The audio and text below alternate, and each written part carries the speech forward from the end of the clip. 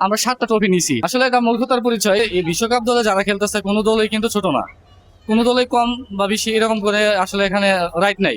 Right হচ্ছে যে এখানে সবাই প্রতিযোগিতা করতে এই বিশ্বকাপ মঞ্চে কি অংশগ্রহণ করছে, পার্টিসিপেট করছে।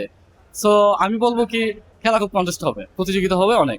আর্জেন্টিনার সাথে আমাদের সেমিফাইনাল কিংবা আমাদের নকআউট যে কোনো একটা পরের মধ্যে জন্য পরে, কেননা তাদের আমাদেরকে নিয়ে কিছু লেভেল মোতাবেক কিছু কথা বলে, আমরা এটা পাল্টা জবাব দিতে চাই। স্পেনের সাথে আর্জেন্টিনা 6 গোল খেয়েছে।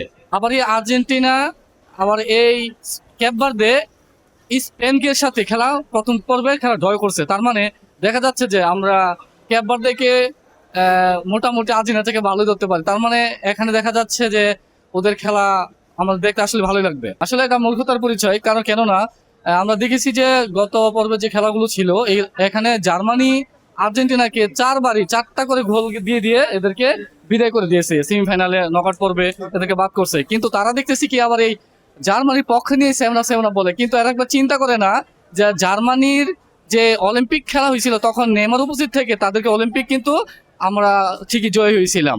তার মানে এখানে জার্মানি যদি কিছু বলে এই ব্রাজিলিয়ান ফ্যানকে তাহলে এটা চলে, কিন্তু আর্জেন্টিনা কিভাবে বলে? কারণ আর্জেন্টিনা নিজেরাই তো তাদের থেকে 16 বছর ধরে খেলা হেরে যাচ্ছে। তো আমার মনে হচ্ছে কোনো যুক্তিগত আসে না আর্জেন্টিনারা এই ব্রাজিল সমুদ্রকে সেভেন আপ বলে।